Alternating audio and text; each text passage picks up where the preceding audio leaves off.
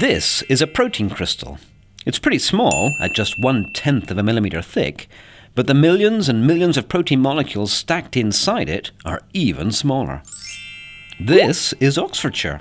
It's about 50 kilometres in diameter, somewhat larger in comparison, but it's where scientists from around the world come to analyse their tiny protein crystals. And that's because it's home to this. The diamond light source, a particle accelerator that can generate beams of light 10 billion times brighter than the sun. Compared to our crystals, the diamond light source is absolutely gigantic. It's the most expensive and sophisticated scientific facility ever built in the UK. The instrument in this building can produce X-ray beams powerful enough to peer right into the atomic heart of all kinds of matter.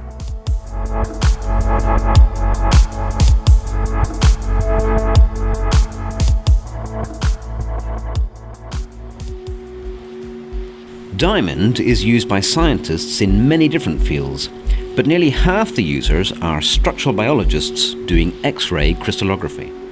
This is a technique that allows us to look at the structure of any biological molecule that we can crystallize.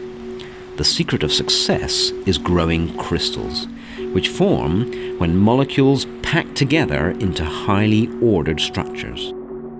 This ordering of the molecules means that when we fire X-rays at a crystal, it diffracts or scatters the beam into hundreds of intense rays. The resulting diffraction pattern, detected as an array of spots, is dependent on the internal structure of the crystal.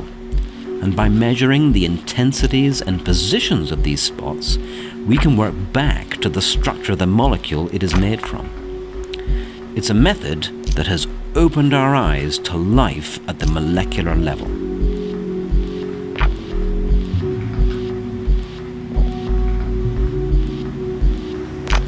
X-ray crystallography isn't a particularly new technique. In fact, it's been around for about a century.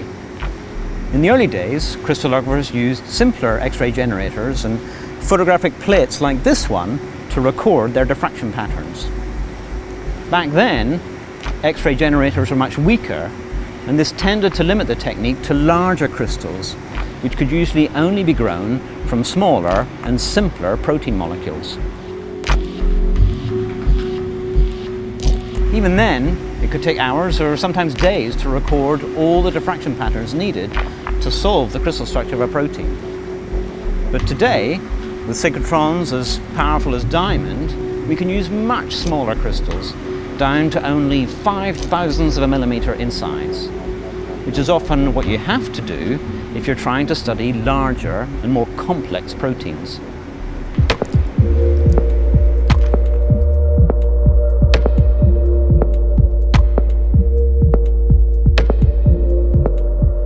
Here at the core of the synchrotron is a particle accelerator ring that accelerates electrons to close to the speed of light.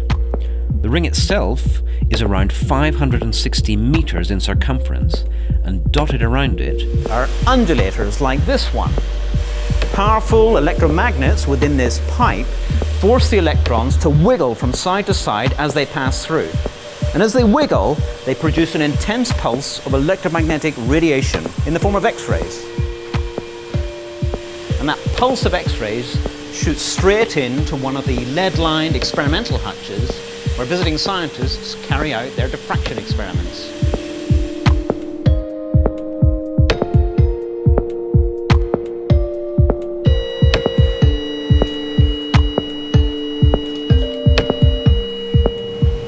During the experiment, the crystal, which is mounted on the end of this little pin, is cooled by ultra-cold nitrogen gas from this nozzle to help it withstand the punishing radiation.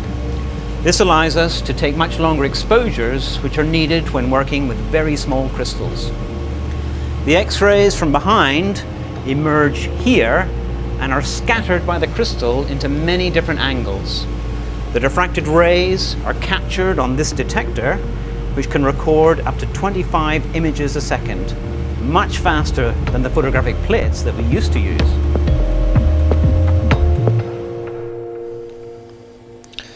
So what do we do with this information?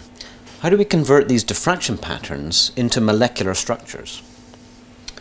Well, I can see my crystals down a microscope like this fairly easily.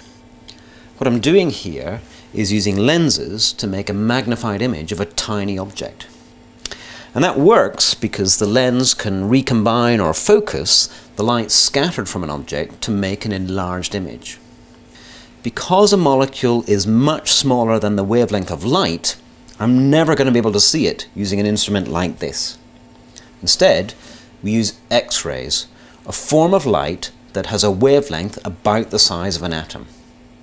But there are no lenses to focus X-rays, so we use our mathematical understanding of how light scatters to do the work of the lens for us. And that allows us to work backwards from the diffraction pattern to a three-dimensional image of the protein in the crystal. What we end up with are three-dimensional maps which plot the electron density of the protein molecule, and this reveals its branched, chain-like structure.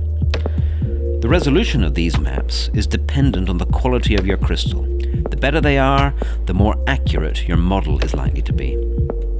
Originally, crystallographers would painstakingly build these 3D models by hand, but now we rely on computers to generate them.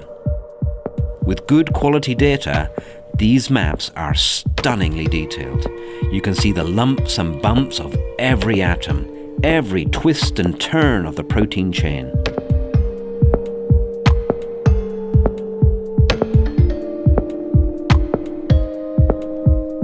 Even after you've spent your time at Diamond and solved your protein structure, you've really only taken the first step on a much longer journey towards understanding how it works.